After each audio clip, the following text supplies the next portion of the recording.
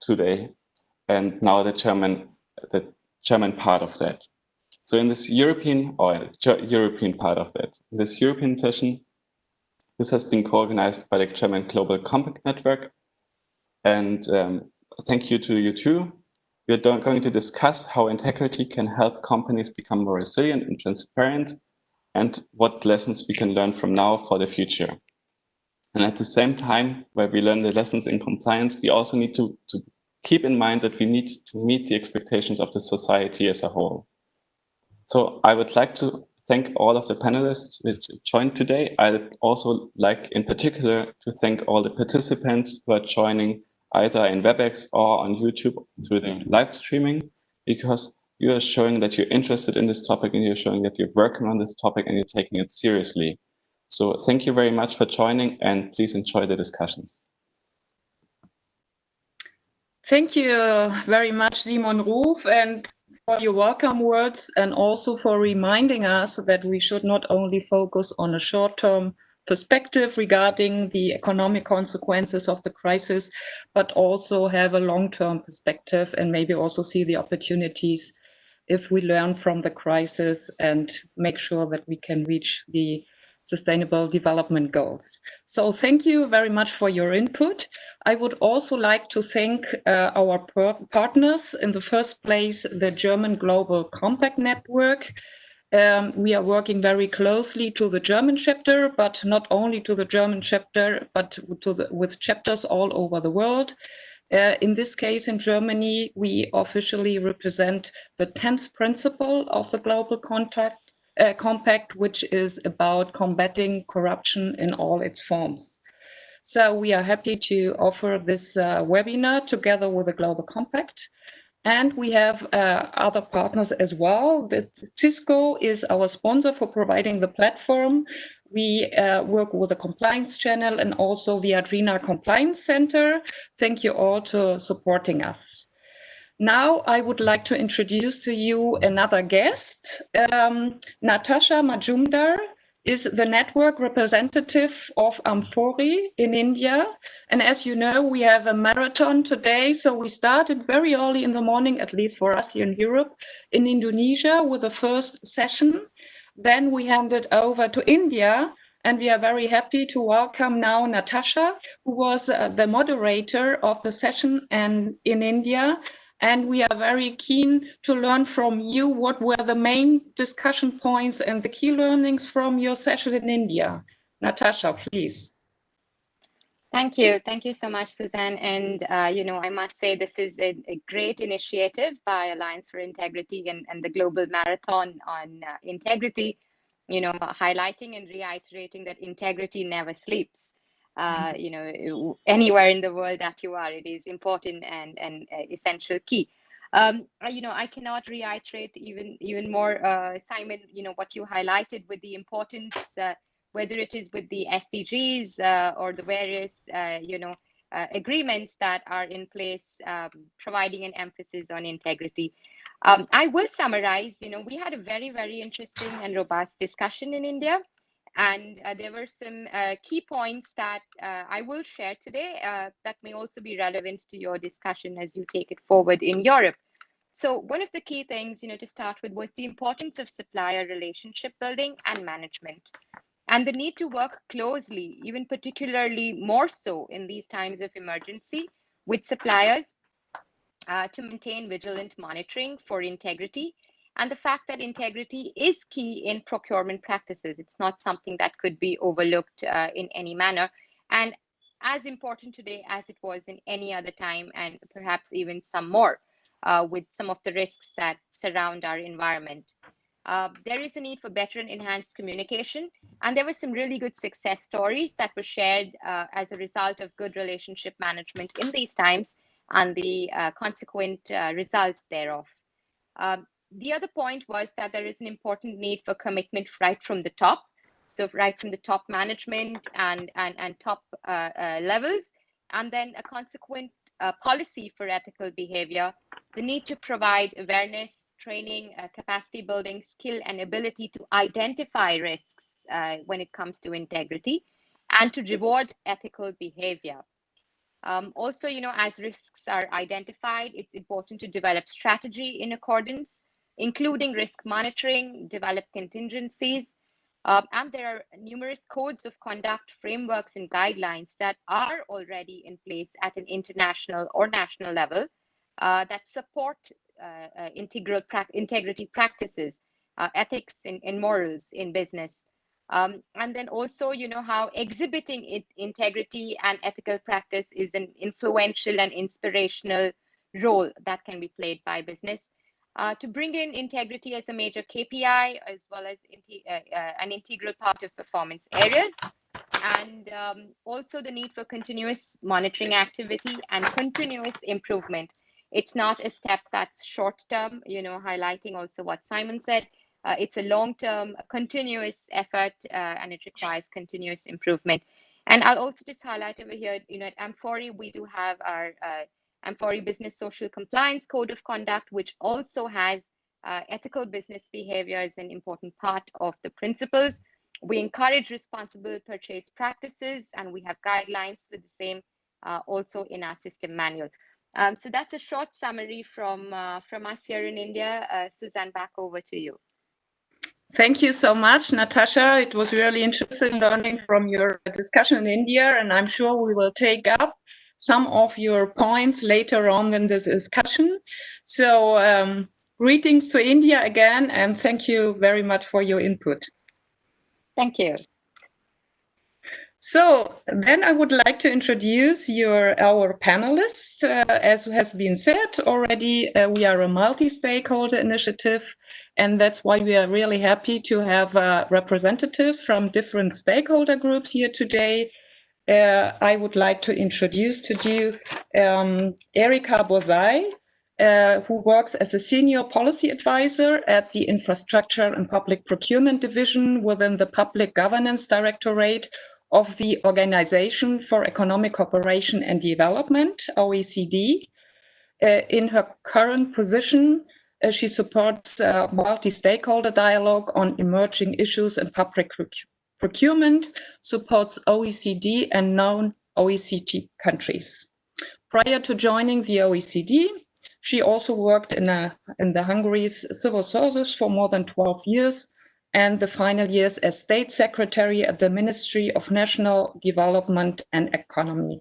She holds an MA in Law and Political Science. Erika, welcome to the panel, and thank you for being with us to share your experience. Our next panelist is Irina Lonnaian. Irina works at Transparency International.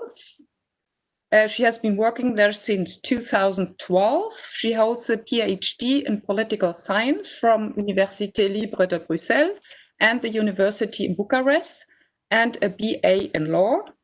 She works in Romania, where she is coordinating the Integrity Pact project and represents there the civil society organizations in the monitoring of large European Union funded procurements. So welcome to Irina.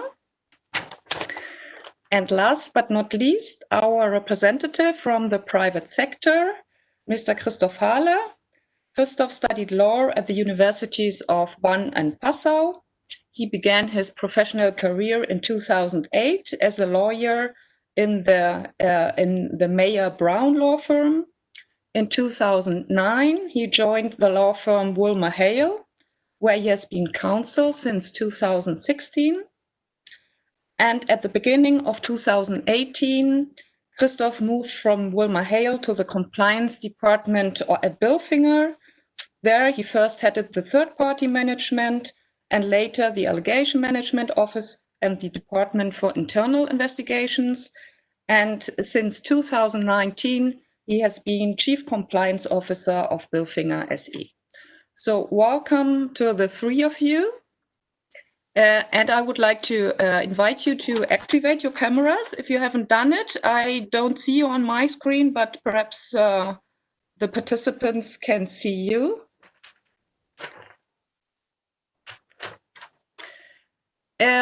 Well, you heard what Natasha shared from the discussions in India. May I ask you to just with some short sentences, tell us what are your main concerns regarding integrity in global supply chains in times of COVID-19. Christoph, would you like to start? Sure. Hello, everybody. I hope you can hear me well.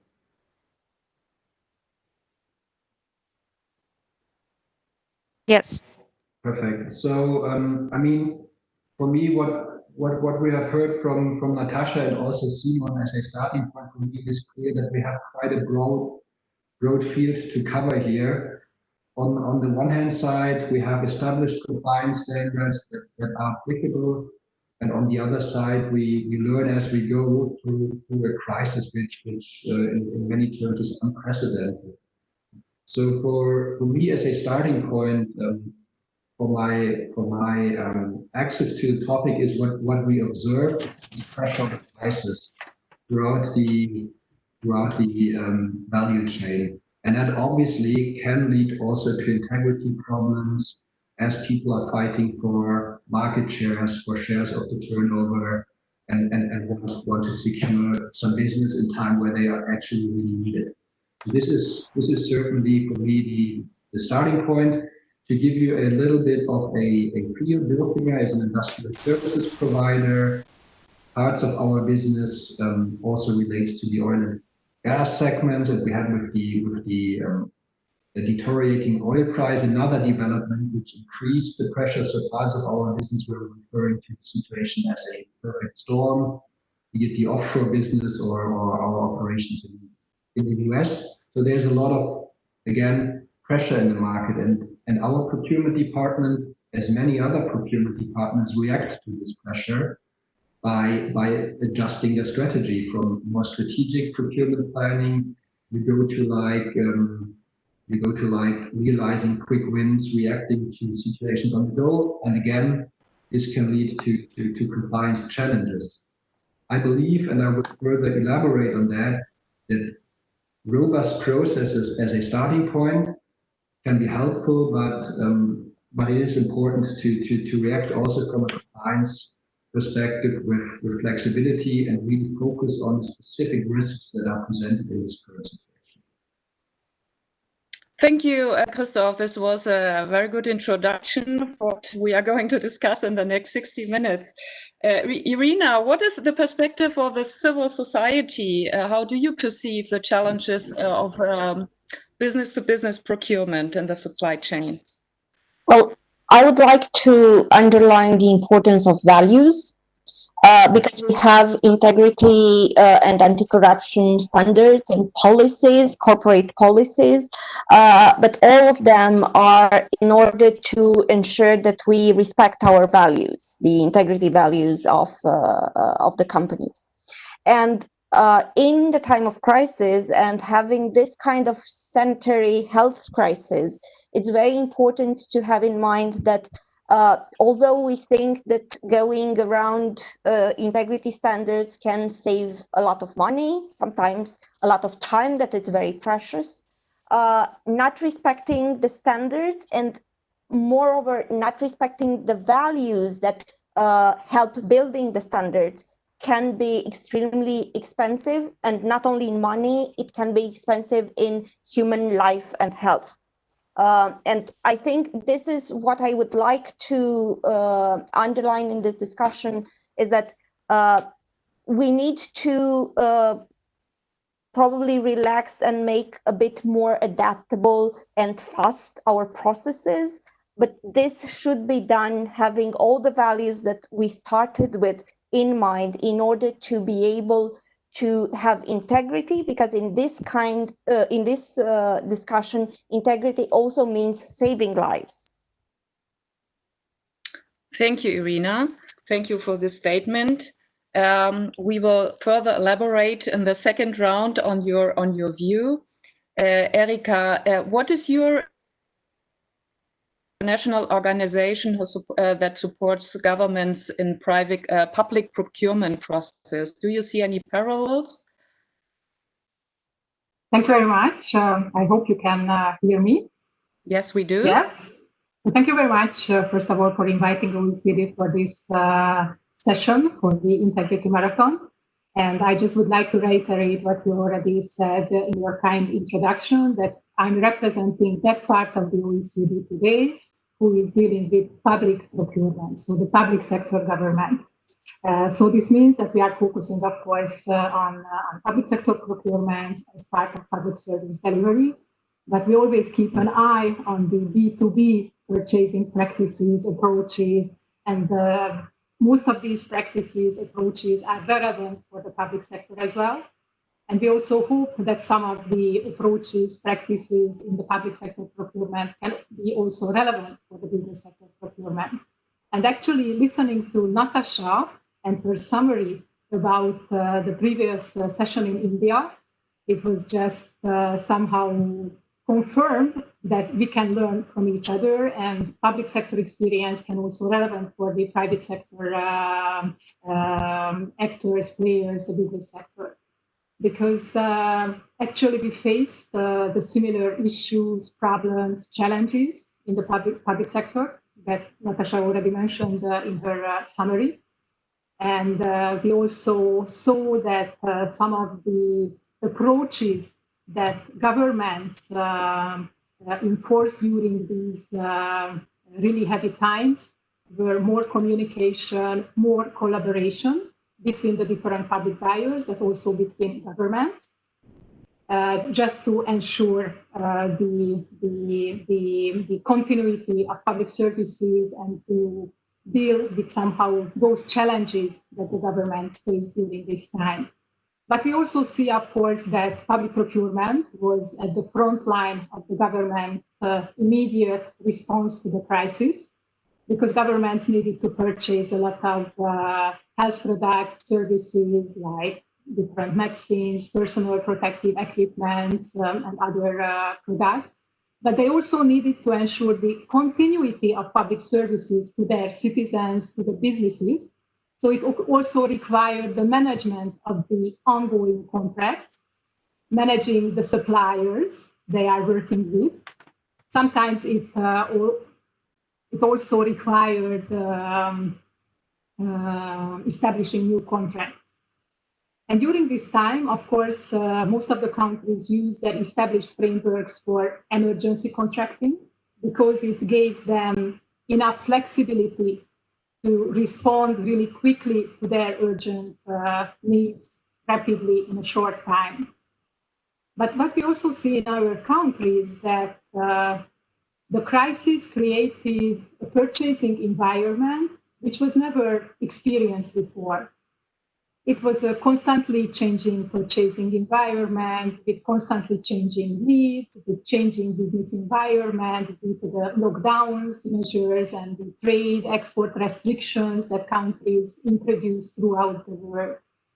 So this crisis related new challenges such as disruptions, serious disruption in public supply chains as well. So not just in the private sector supply chains, fierce competition between public buyers because all the governments, all the hospitals or regional governments wanted to purchase the same products, ventilators or personal protective equipment. And they started to compete with each other. And this way they gave some really negative signals sometimes to the business. But we also see unexpected market responses, price inflation, higher risks for fake products, just to name a few. And I would say that all these challenges created additional risks for integrity, and all these challenges require new adaptive policy responses, and we will discuss later in a couple of next minutes. Thank you, Erika, for this perspective. And I would like to come back to Christoph again, because now we heard, just to mention some of the concepts that were spoken about: urgency, disruption of the supply chain. All this requires flexibility, but at the same time, we are all of the opinion that even in times of crisis, or more than ever in times of crisis, we need to hold up our values of integrity and transparency and make sure that companies can act with integrity. So do you see there's a contradiction, Christoph, in being flexible to attend all those needs and to face this difficult situation? And the fact that companies need to be compliant and look for their integrity standards?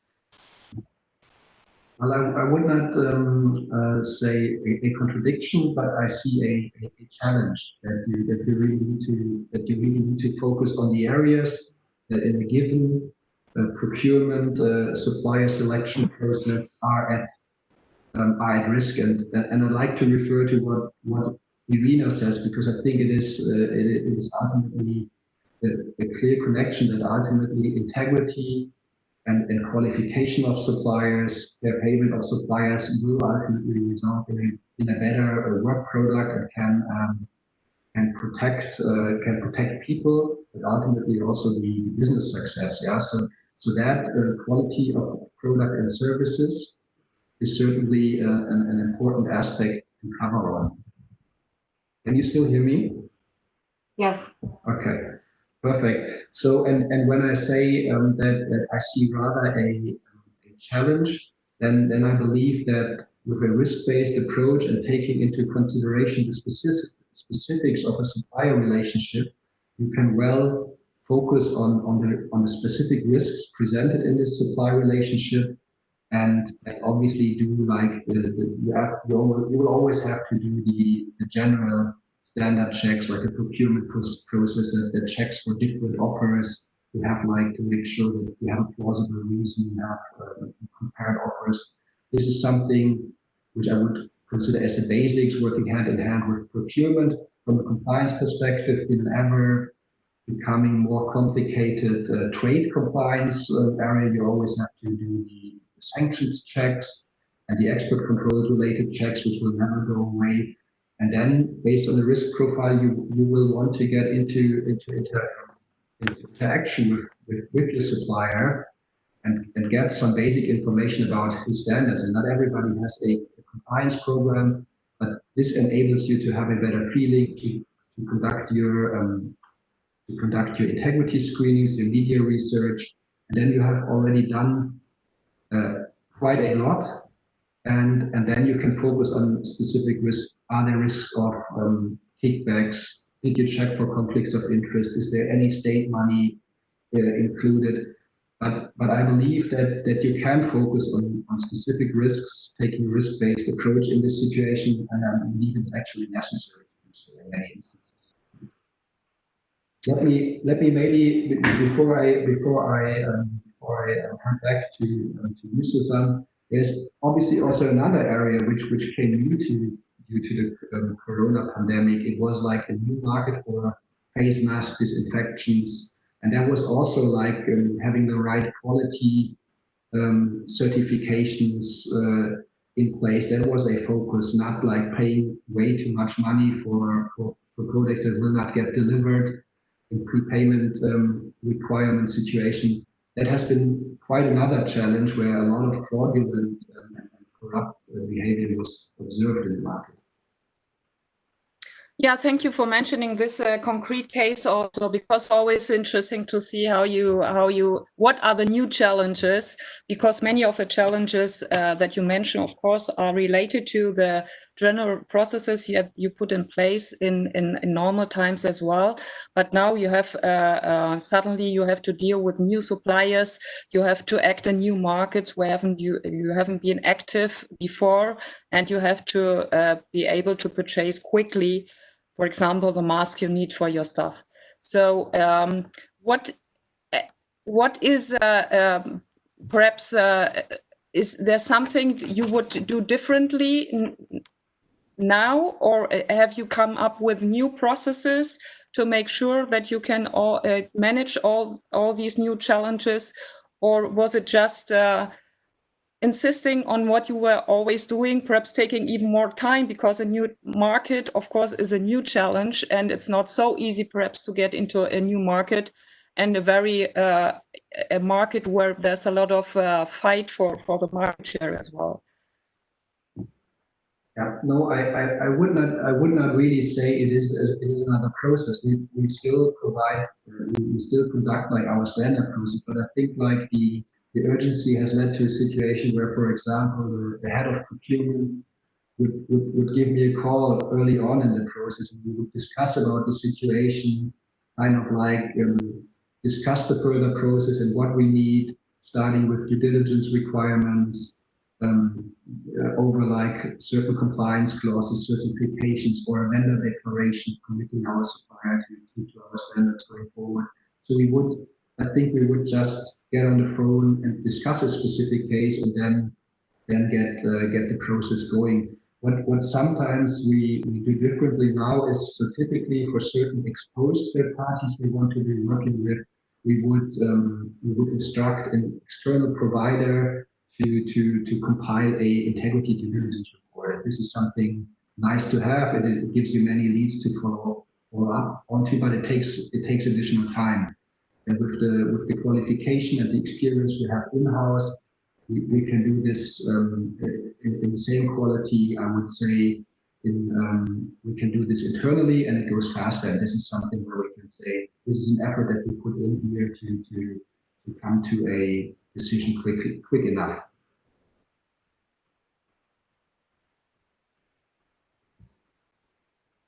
Did that answer your question? Yes, thank you. I'm sorry, I was disconnected for a few seconds, so I'm not sure if I really got it all.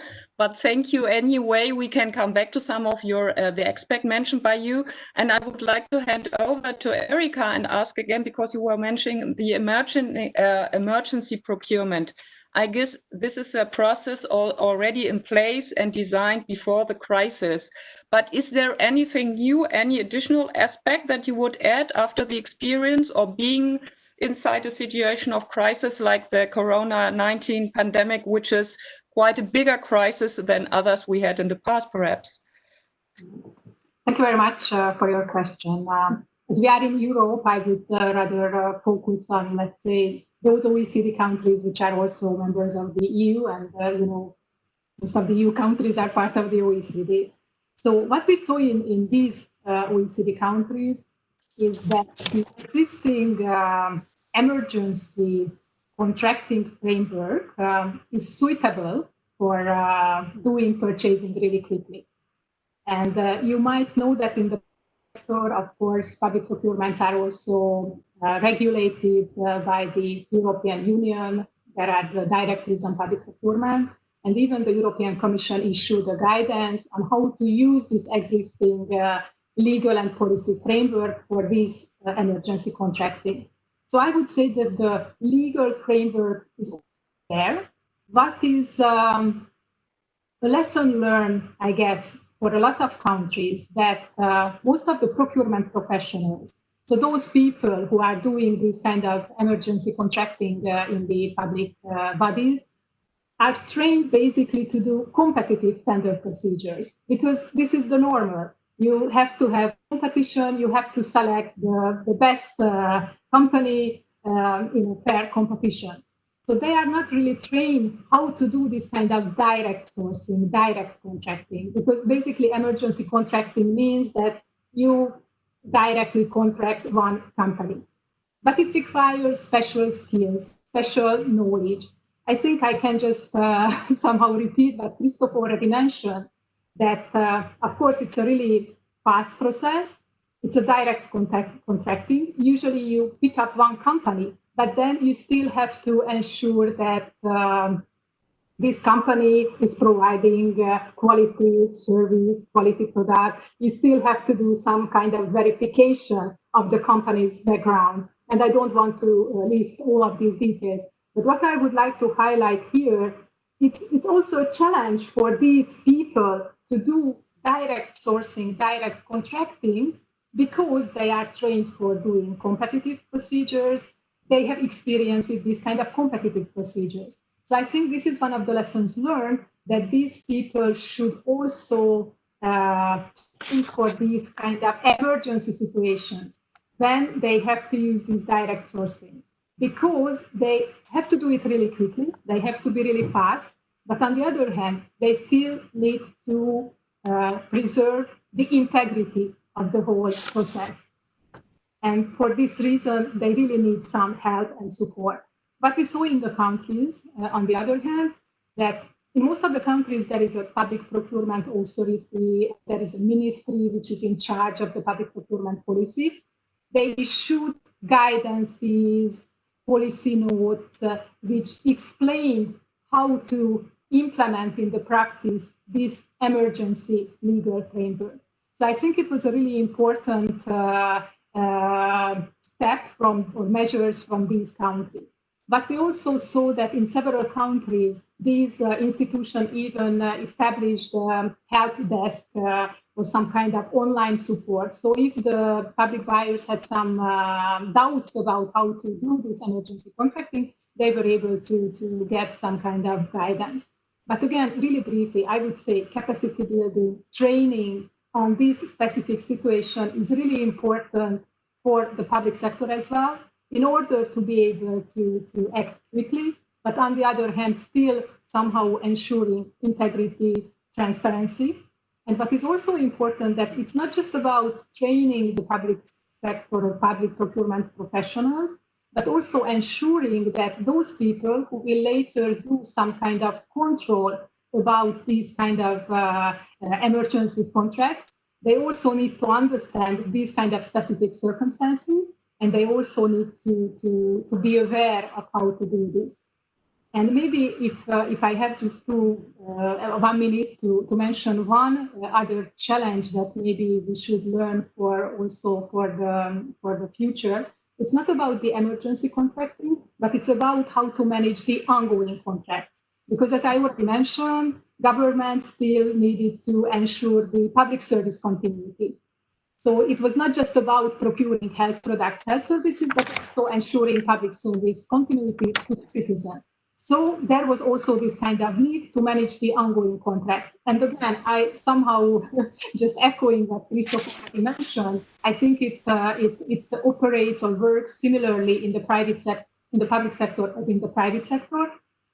That those people in the public institutions who are managing these contracts need to understand how they can do some kind of information collection about their suppliers, whether they are exposed to any kind of risks, what kind of risks they are exposed to, what does it mean for the implementation for their own contracts.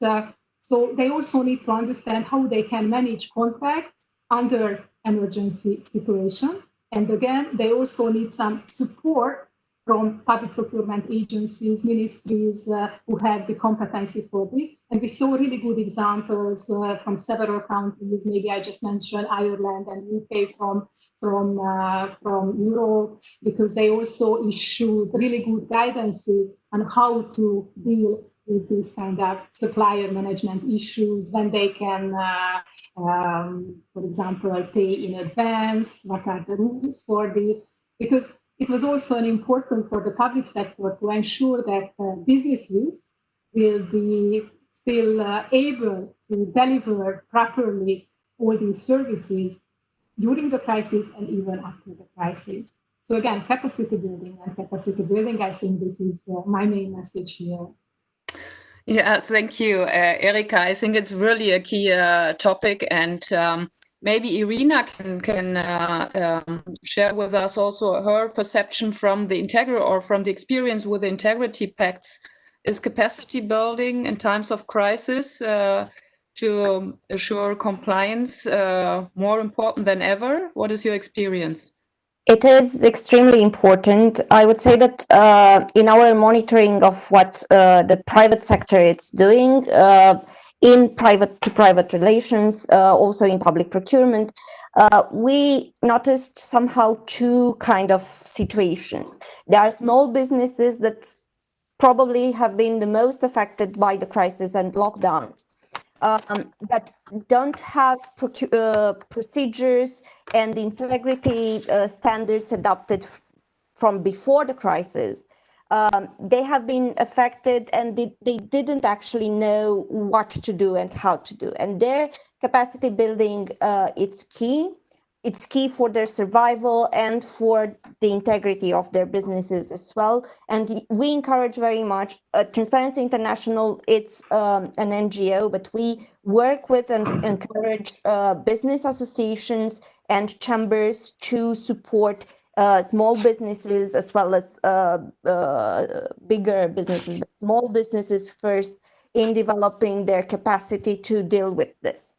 On the other hand, the other situation is related to big companies where generally procedures exist, but some of the advantages they had before the crisis, having large, complex procedures that will ensure good due diligence and so on, have been a sort of weakness during the crisis because most of these procedures have a sort of administrative burden to them.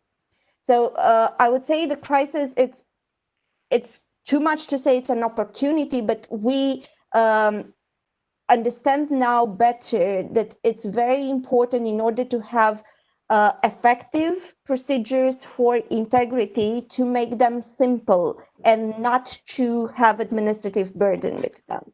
As simple as they are and effective, so the minimum we can do to be effective, it's the best, both in time of crisis like now, but also in normal, usual times, because otherwise sometimes these procedures are more formal that fund the core of the problem, the content. So we just check the steps of the procedure and we forget the values that I started talking about.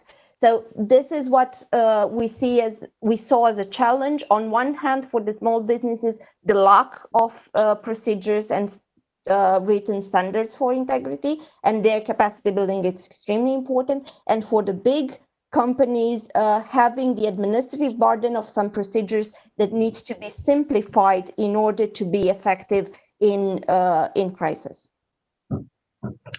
Thank you, Irina, for this comment. Christoph, is Bilfinger, being a big company, is very bureaucratic regarding the implementation of compliance standards? Well, I have to relate obviously to Irina's statement, because this is obviously the risk that you have when you have very robust processes, that you focus on the process and not on the purpose, or like Irina put it, on the value. Yeah, but I believe, like, given the transition that we had in our compliance journey, it has been a very important development that we have entered into, like strict processes that apply globally to the same degree and focus on the processes and the controls and all of that. But I also believe that with the maturity that our compliance management system right now has, it allows us to focus on the underlying value or the purpose, and to apply these processes with the flexibility required. But obviously, it is again a tension, because you still want to have property requirements and process requirements. But agreed, you have to keep it simple. You have to apply it with common sense. Otherwise, you also will lose, to a certain degree, the acceptance in your own company, and you will increase the risk of that processes are not followed. So that is certainly true. But and I believe that we have come quite a bit of a way and are now well positioned to apply this kind of degree in the maturity of the system that we have. Maybe I can say. Yeah, thank you, Christoph. Again, please to come back to the need for more capacity building. Regarding the staff of Bilfinger, but also the staff of your suppliers. Are there any additional, do you see any additional challenges or perhaps also additional commitments from your company? Yeah, I mean, let me first briefly refer to what Erika says. What is emergency procurement? Obviously, is also like a focus point now in the current situation for a company like us. It is referred to also as, in the absence of an emergency, as a single sourcing. Emergency sourcing is like one of the examples for that. And you have to have, this is where like the procurement process again touches the compliance process. You will have to have in any event a documented single sourcing justification that puts down the rationale and the reason for the single sourcing situation. And you may have additional compliance due diligence requirements should you enter to a situation where you are in a dictated supplier situation, where a certain customer in a certain procurement situation requests you to go with one specific supplier. This is where you will check for ownership structures, any conflicts of interest between the customer and that supplier. So both processes go hand in hand there, and this is definitely also important. With regards to capacity building and building this business model, I think it is a very interesting and relevant topic indeed, because Bilfinger, from the business model, we're a people's company. We provide like engineering and maintenance services mostly, and this is obviously where you have like own employees that deliver these services, or you have like leased employees, external employees that support the workforce. And finding the right balance here, treating your own employees fairly in times of crisis, and also treating like external employees fairly. This is a challenge, and we have to find the right balance. The furloughing or state subsidies, Kurzarbeitergeld, that help us with the own employees through large parts of the crisis, but it remains it remains a challenge, and we depend on the quality and the dedication of our people. Thank you, Christoph.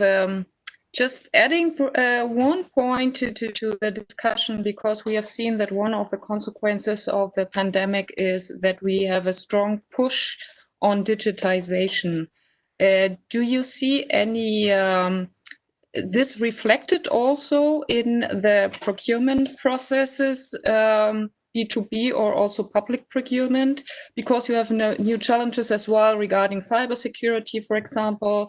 Then you have the staff is working from home, that you have to need to establish new tools as well.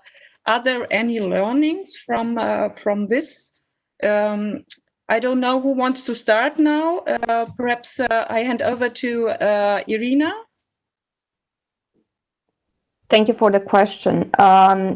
Transparency International and in general civil society that it's working against corruption, it's have been promoting digitalization for two reasons that are very important for anti-corruption and integrity. The first is transparency. And I would say that in this kind of procurements that are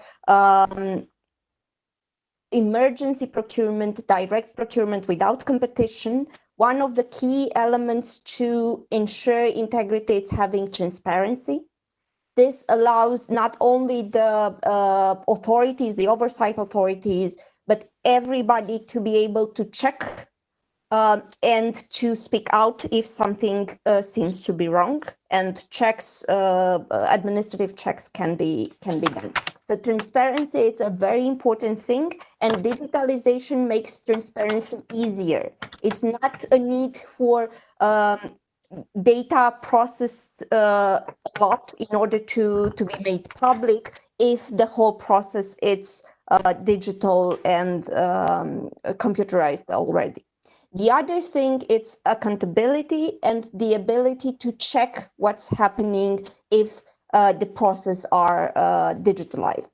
So from this point of view, in our view, digitalization is a good key point that will help also not only the processes, but also the integrity of the processes. It's true that we need to pay attention to security. And this will need probably investments from big companies as well as governments in order to ensure security of data. But overall, I would say that the importance of transparency in having all the information about procurements, both public procurements and private ones, are extremely important for the public, for the business partners, including for the oversight authorities, in order to be able to check without administrative burden. I will repeat myself, the whole thing, and this is a plus for the integrity. Thank you, Irina. Erika, would you agree on that digitalization offers opportunities regarding transparency and efficiency of processes, or do you see more risks? I fully agree with Irina and what she said. Of course, there are always risks in digitalization, as Irina mentioned, but public sector and also the private sector should deal with this risk. On the other hand, I would say that there are much more of using digital platforms, digital tools, not just for ensuring transparency, but also to accelerate the process. And it also helps us with using data-driven approaches, which can help us, again, not just with ensuring transparency in the process, but also with proper planning, with collecting more information about the suppliers. So digitalization has a lot of advantages, and we need to find the balance between those kind of risks that we just mentioned earlier and all these advantages.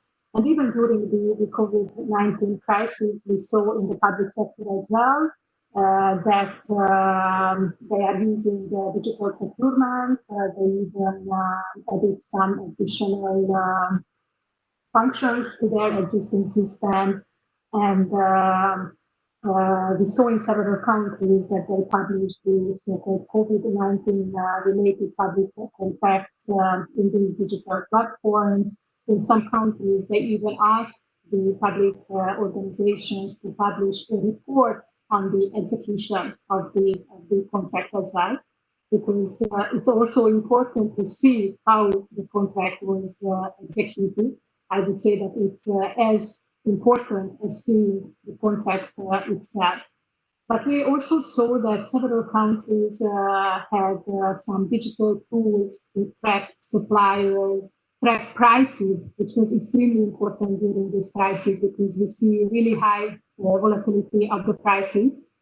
So these kind of tools can help us to do this kind of tracking for suppliers, prices, and sometimes not just to ensure integrity and transparency, but also to have information about the suppliers, because this is what I think all of us mentioned earlier, that most of the institutions were not even aware of the available suppliers and the available supplies. So in one sentence, I would say that there are much more advantages of using digital tools properly than the risk. We just need to implement proper risk management measures. Thank you. I would like to hand over to Christoph with the same questions. How do you deal with the challenges and or the opportunities and the risks of digitalization along the supply chain in times of Corona? Do you see it as an opportunity to push transparency, integrity forward? Yeah, I actually do. I mean, it is not. I would not restrict it here to the procurement, to our procurement processes, but generally, obviously, more automated, integrated processes can help again to help us on the same to keep for the user to keep the processes understandable, easy, and effortless, while providing the same value to the team. So I see definitely the benefits of digitalization in that regard. I also see digitalization as part of our business model, offering digitalized solutions to customers. It has a couple of compliance angles as well. You have to make sure that these agreements are okay from a competition law perspective. This is something that I have been looking into. And then what sometimes concerns me is sometimes customers that procure or that do large tender proceedings, they would instruct somebody who will conduct the tender digitally for them, and they would request a lot of data, including personal data, It's often like US-based companies that are not bound by like the sufficient data, or might not be bound by sufficient data privacy standards and so forth. So this is another area of concern which we are looking into and see that we act compliantly by providing data to parties like this. But bottom line, not only does home office work, and I see a lot of benefits for digitalization and automation in compliance solutions. Mm-hmm. Yes, Christoph, and coming back to the supply chain traps, we've seen before that capacity building is needed to implement processes and build knowledge among suppliers. Knowledge and capacity is needed also for to be able to digitalize processes on the level of the suppliers. I would like to make the same questions to the three of you. What would you see as your role as an organization in the context of building capacity among suppliers? Would you like to start, Christoph? Yeah, well, I mean, could you give me a little bit more guidance what you mean by like enabling capacity at suppliers? Yeah, for example, just make trainings or provide information to suppliers to be able to deal with your due diligence processes, to be able to identify gray areas, to identify cases of corruption, starting with a very simple knowledge level to analyzing risks and be able to implement their own compliance management system, because that's what you're looking at when you look for suppliers. You need to be able to work with the suppliers that have not the same capacity that you may have as a big company, but at least a basic knowledge and a basic process in place to be able to work with you. Absolutely. No, Gatti, happy to take this first. I mean, you have the clear minimum requirements as they relate to books and records and proper minimum documentation standards. But certainly part of our due diligence obviously is to check if our suppliers do have their own compliance management system and to what degree they have a formalized system. Often depends obviously on the size, the structure, and their business model. And often smaller suppliers do not have a comparable compliance management system. And part of our due diligence indeed is to enter into a to see, like, for example, if we work on a cooperation agreement, that the people involved in the project are specifically trained and made aware of the risk that a project or cooperation brings forward. So tailored compliance trainings are actually a standard element of our due diligence process and are applied frequently in the context of a business relationship. So this is important. This has been important and is and remains important. I do not see a real change here. Mm-hmm. Okay.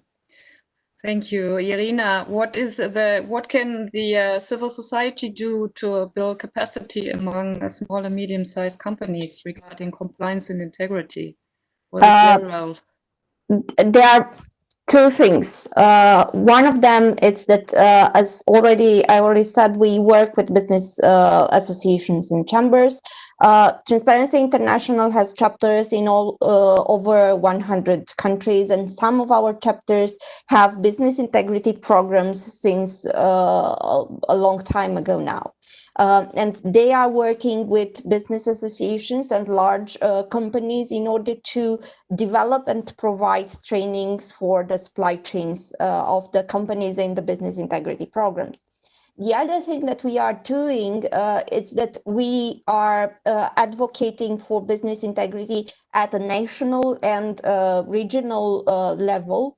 One of the programs and methodologies of Transparency International, it's called Business Integrity Country Agenda. It's a country-by-country approach where we study the integrity environment for business integrity.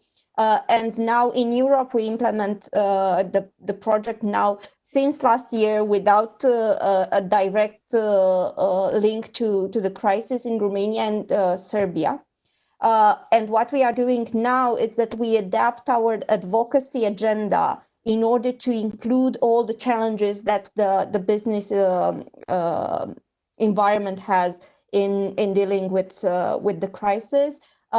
And this is not only, this is the example right now, but generally civil society at the level of Transparency International chapters that are generally doing advocacy in a lot of fields related to integrity are also advocating for better policies that will support businesses to be correct and free of corruption. So it's not only something that it's the free choice and willing of the businesses. This is extremely important, but it's extremely important to have national and, in the case of Europe, European policies that will encourage and support businesses that are free of corruption. It's in order to encourage this, a level playing field for businesses means that the national policies should support correct businesses, not ensure the exactly same treatment for everybody and closing the eyes for the businesses that are not following the integrity values. Yeah, thank you, Irina. An interesting point, create incentives for integrity. Erika, what can be the role of governments in order to create these incentives and also to build capacity among the SMEs? Do you see a role for them also? Yes, I would say that I absolutely see a role for the government. And if we just focus again on public procurement, if governments are using their purchasing power, they can also influence the behavior of businesses. And if governments, public buyers are consistent in requiring from companies, economic operators who are participating in public procurement and procedures to respect integrity standards, or in more general, to respect responsible business conduct standards, then it will have absolutely a spillover effect in the whole business sector. And maybe I can mention here that I'm pretty sure that you are already aware of it, that OECD developed guidelines or guidance on how to operationalize the diligence in global supply chains in 2018. This is the OECD diligence guidance for responsible business conduct. And we are now working on a bigger project, and actually in close cooperation with that directorate who developed this due diligence guidance. So we are now working on a big project and trying to understand how we can apply this kind of responsible business conduct standards also in public procurement, and how public buyers, governments can use this approach, this risk-based approach in public procurement, and focusing not just on the main contractor, but on the whole supply chains. Because you know that usually in public procurement, the so-called contracting authorities, so the public buyer, is focusing mainly on the main contractor, sometimes having some information also about the subcontractor. But usually they don't have enough information about the whole supply chain. There is no real transparency about the supply chain. So this is what we are now working, trying to understand how it can be done in the public sector, and also trying to let's say, develop some kind of framework which gives more or much more tools to public buyers to get information about the whole supply chain. And I think it's really important, not just during crisis, but it's also really important in post-crisis times.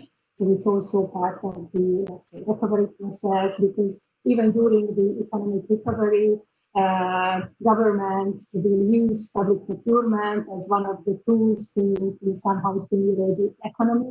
So it's really important to deal with these issues, not just now, but also in post-crisis times. Thank you, Erika. Now let's come to the last round, perhaps, of a recommend looking ahead a little bit. What are the lessons learned from this steps we've gone through the crisis now? Because it's not over. We started with looking for the health of the persons that are working in the organizations. The next step was then to look for how we can manage the supply chain, the procurement. And now we are already in the third phase where we have to look how we can deal with the negative economic consequences of the crisis as well. So this is continuously moving, and new challenges are coming up. Would you do things differently if you look at the beginning of the crisis now? Erika, is there something that you would have recommended perhaps in another way or done differently at OECD?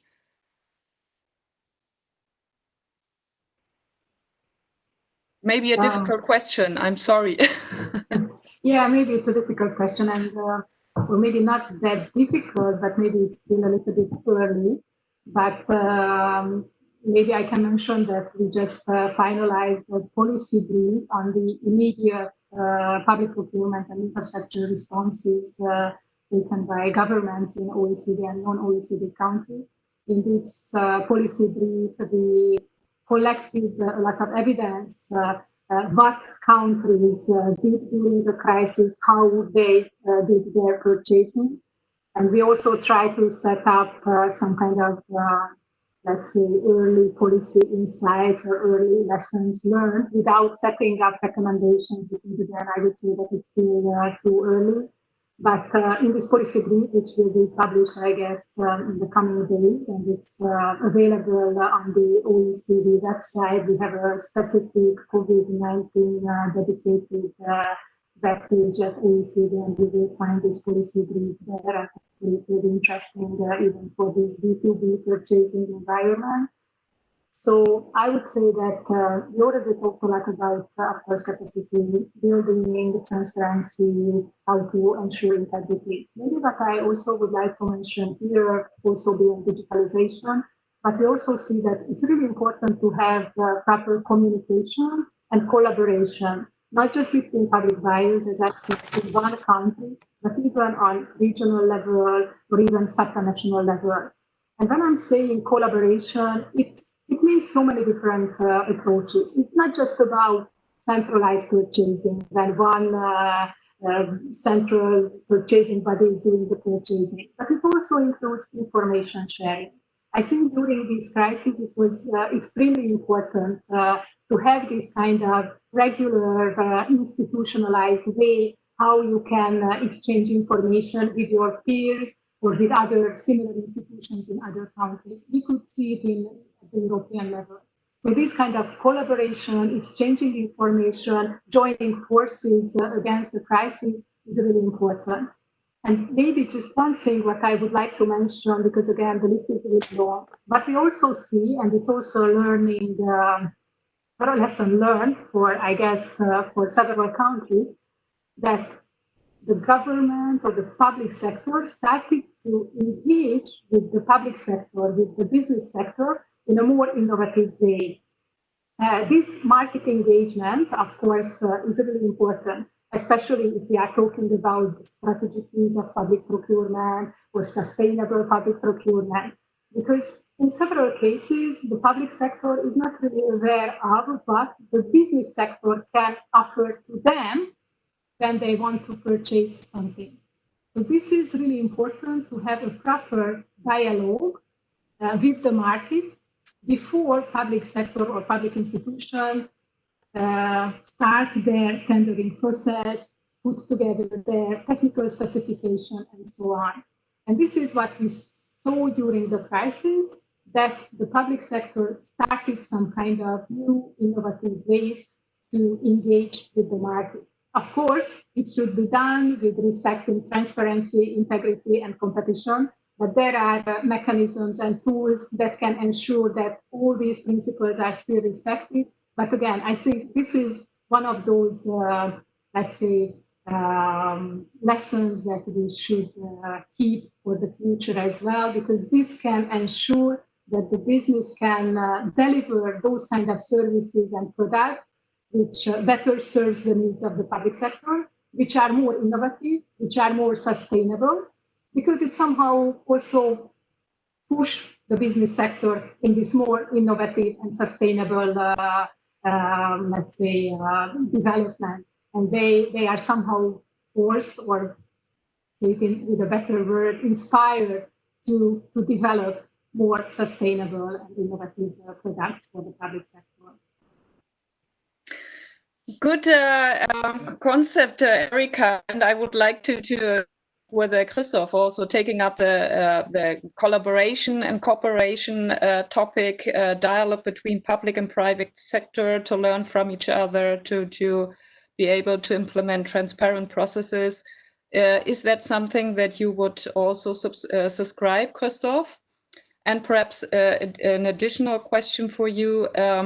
We learned from the Indian session that the collaboration or the communication with the suppliers, to have good relationship with the suppliers is also an important success factor. Is it something that you practice at Bilfinger as well?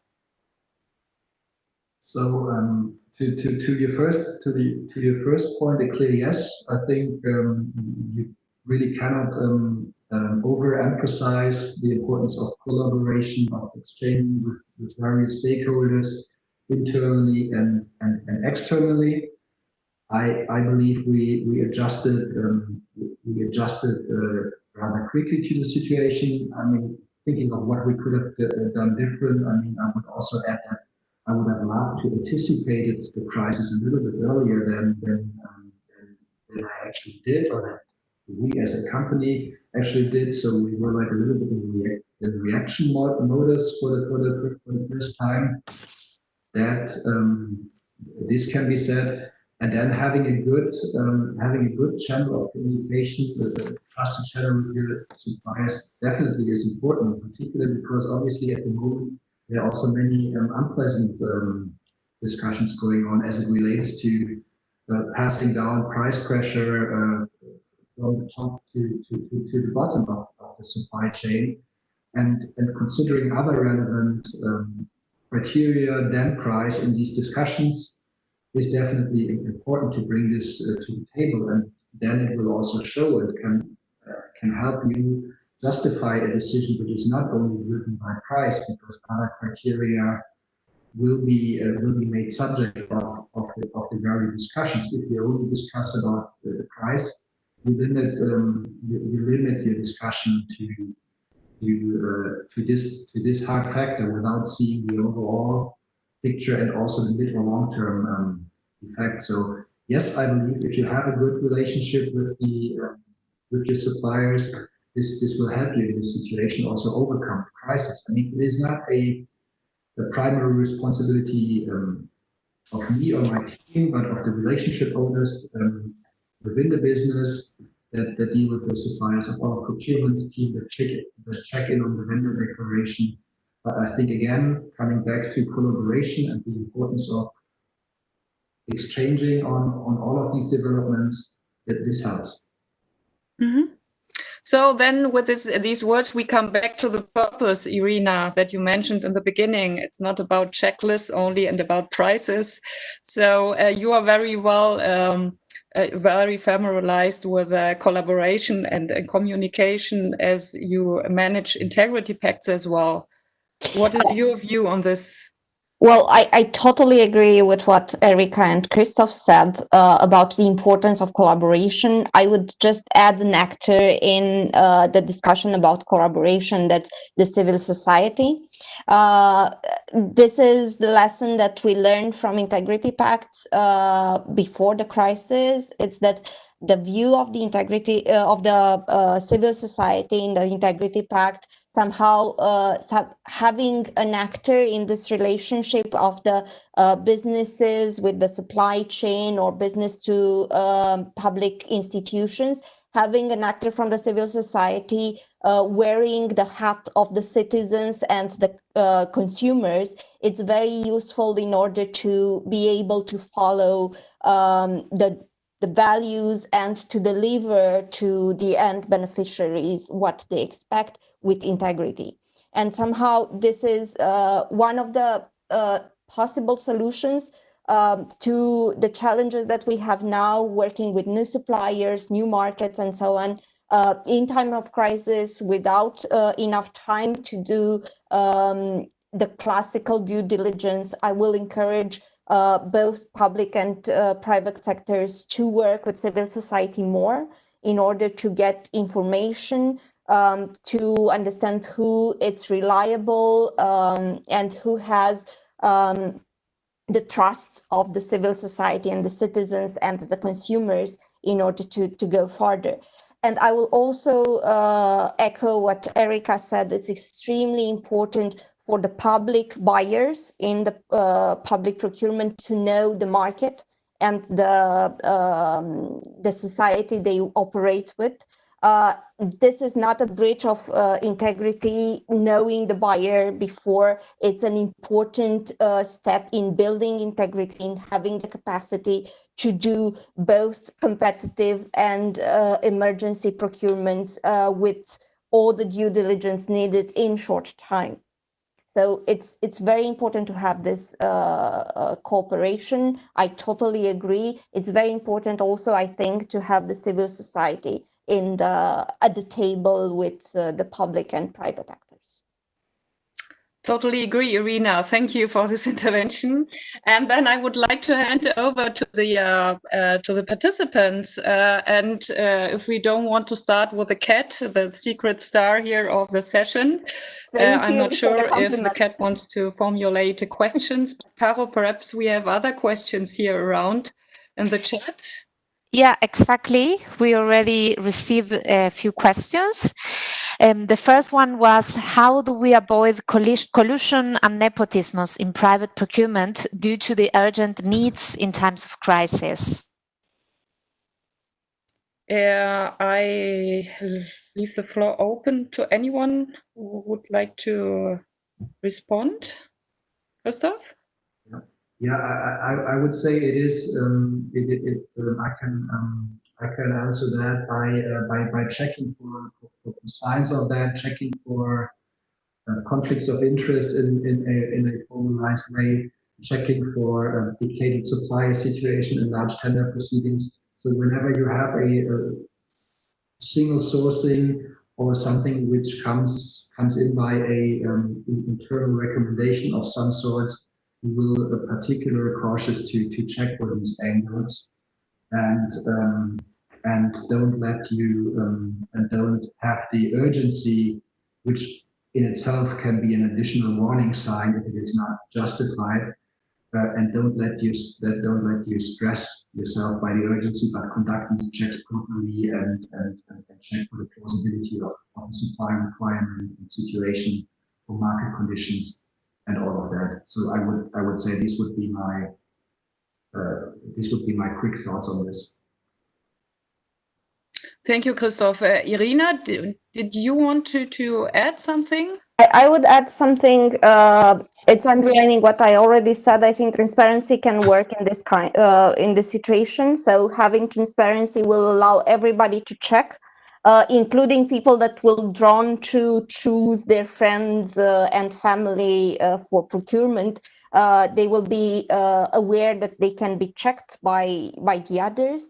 On the other hand, in what we talked before on the risk approach to the procurement management in times of crisis and lack of time, conflict of interest and nepotisms are probably among the most higher risks that we have.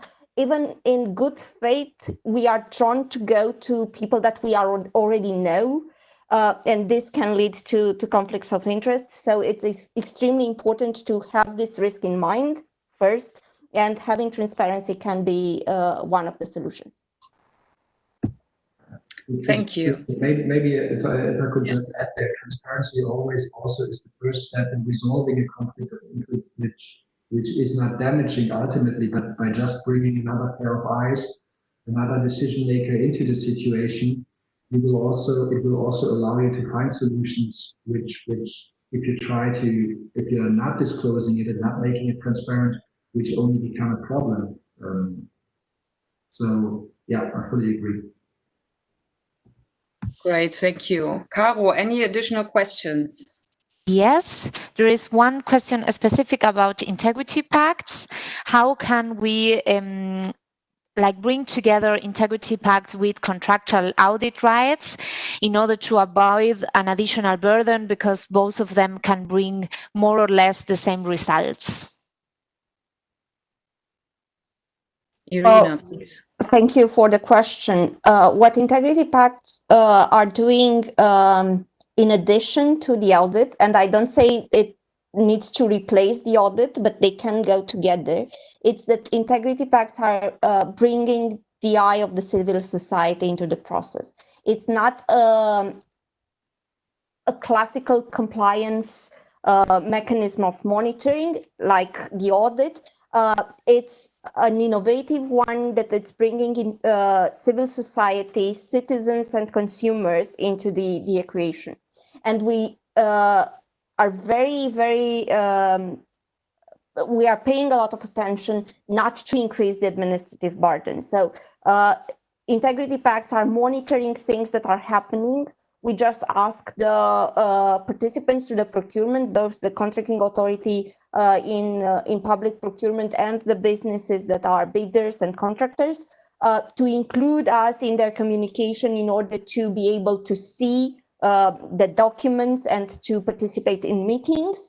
And then we make recommendations, but we don't.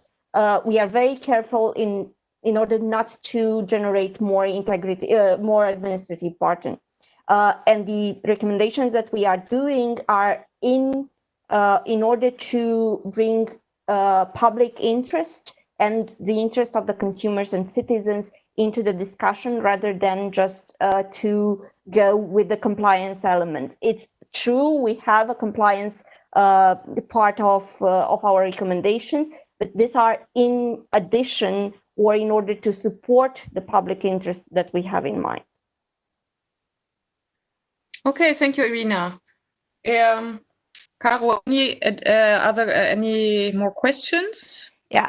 Yes, there's one last question for all speakers as well. It's how could it be ensured that digitalization does not deepen the exclusion of companies or regions that do not have access to digital tools? Yeah, it's an interesting one too. Who would like to answer? It's direct to all of you. Erika, perhaps? Only if you want, otherwise we can hand over to somebody else. Yeah, I think it's a really I'm not sure if you're connected. Maybe I'm disconnected. Yeah, we hear you, Erika. Yeah. Okay, so you can hear me? Yeah. Okay. So yes, I can. Now we hear you. Okay, from public sector perspective, because I think it's a really important question in the public sector as well, because of course introducing digital electronic public procurement platforms should still ensure that the competition is open also for those companies who, let's say, have a much smaller size or maybe have less digital opportunities. So we saw in some countries that they introduce special programs for those, let's say, vulnerable groups in the business sector who have some difficulties to access these kind of digital public procurement platforms. So I would say that whenever the government introducing these digital platforms, they always need to think of the whole spectrum of the business and may have to introduce some special tools and support these business operators as well. I don't really want to go into the details now, but we have some good country examples as well. But I just wanted to highlight here that yes, whenever these kind of digital platforms are designed, the policymakers always have to take into account that this cannot restrict the competition, and that those smaller companies, or let's say companies with less digital opportunities, should still have to have access to these platforms. So I would say with proper planning and with this kind of inclusive way of thinking, this problem can be solved. Okay, thank you, Erika. Looking at the time, we are almost done. We have 4 minutes left. So I would like to invite you all to just give a last recommendation to our participants and listeners. What would you recommend regarding to the future and the fact that maybe this is not the last crisis, but times are supposed to continue being quite unpredictable and difficult to foresee. So what would be your message to our participants now, and perhaps also to the participants of the next session in West Africa? Erika, would you like to continue? Yes, I can start. I'm sorry, it will be, I think, quite general, but I think it's really important for all of us to learn from the last few months, because of course there are so many different issues where we can set up really important messages. But I think this is the number one for all of us, to look back, look at how we did these kind of tendering processes, how we managed our suppliers, the contract, and try to understand what worked and what didn't work in the practice, and try to learn from these lessons, because yes, there might be a second wave of this pandemic, but unfortunately there will be probably other kind of emergency situations as well. So learning the lessons, I think this is one of the most important message. Thank you, Erika. So I hand over to Irina, please. What would be your recommendation? Thank you. For the future. I was thinking, I think my final recommendation, it's simple enough to be delivered by the cat. Thank you for your compliments to the cat. I think transparency, it's the key. It's very important in order to allow everybody to check everything.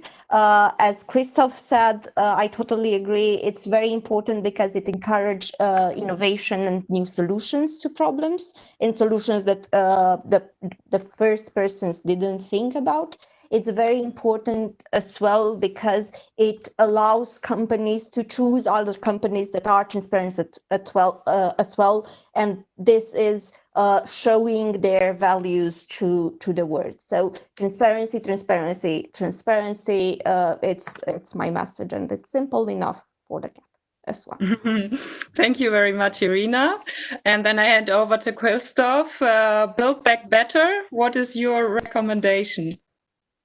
What would be my recommendation? Well, when I look at our own supply chain, which is not the most complex, I still see that the current crisis obviously affects our own employees and our suppliers very heavily. So maintaining integrity, applying fair standards internally and externally is our corporate responsibility. And vis-a-vis suppliers, our integrity diligence helps to establish that.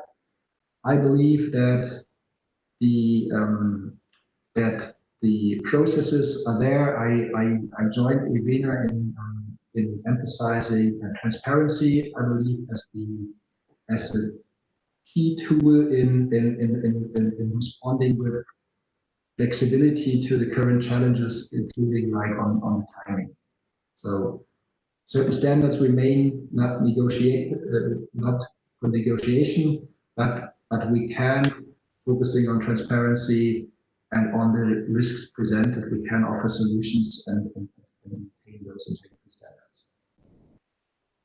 Okay, thank you so much, Christoph, for this last input, and to all the panelists for your insightful ideas. The cat has gone to sleep, I think. I feel quite inspired and happy to being able to moderate this discussion.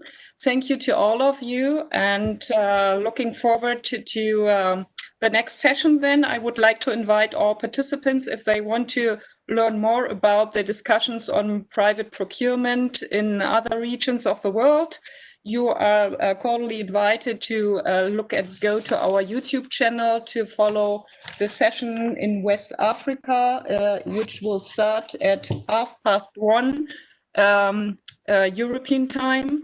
And thanks again to all our partners and to all the panelists. And I wish you a nice day, and hopefully we'll come together back soon. Please have a look on our website, our social media channels. There will be more information regarding the outcomes of the webinar series very soon. Thank you all. Have a good day. Great. Thank you. Thank you. Thank you.